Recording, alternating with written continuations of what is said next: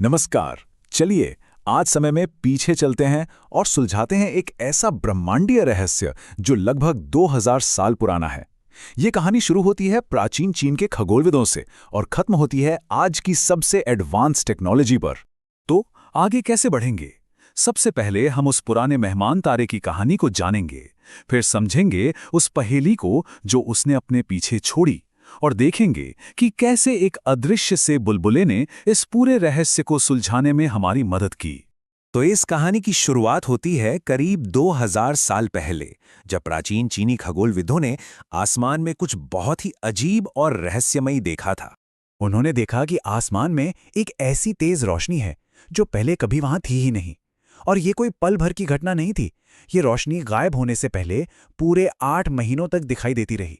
उन्हें तो इस बात का जरा भी अंदाजा नहीं था कि वो जो देख रहे थे वो असल में एक तारे का भयंकर विस्फोट था, जिसे आज हम सुपरनोवा कहते हैं, और ये इतिहास में रिकॉर्ड किया गया पहला सुपरनोवा था। अब कहानी में सीधे 2000 साल आगे आते हैं, जब आज के पावरफुल टेलीस्कोप ने उस विस्फोट के बचे हुए अवशेषों यानी RCW86 को देखा, तो वैज्ञानिकों के सामने एक बहुत बड़ी पहेली आकर खड़ी हो गई। देखिए, यहीं पर मामला दिलचस्प हो जाता है।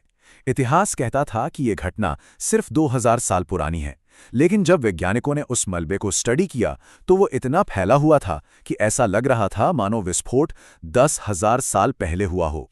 इतिहास और विज्ञान दोनों के आंकड़े मेल ही नहीं खा रहे थे। ये मलबा, ये अवशेष पूरे 85 प्रकाश वर्ष में फैला हुआ था। ये इतना विशाल था कि सिर्फ 2000 साल में इसका इतना बड़ा हो जाना नामुमकिन सा लग रहा था। और यहीं से हमारा ये कॉस्मिक कोल्ड केस शुरू होता है। तो सवाल ये था कि आखिर ये इतनी तेजी से इतना बड़ा कैसे हो गया? पहला सुराग खुद विस्फोट में नहीं मिला, बल्कि उसके चारों ओर की खाली जगह में मिला।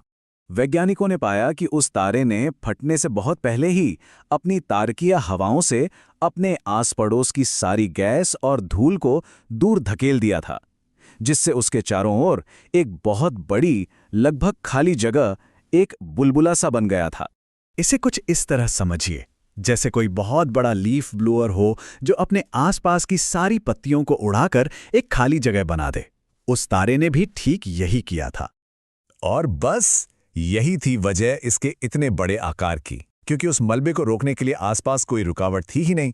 वो 1 करोड़ किलोमीटर प्रति घंटे से भी ज्यादा की तूफानी रफ्तार से फैलता चला गया।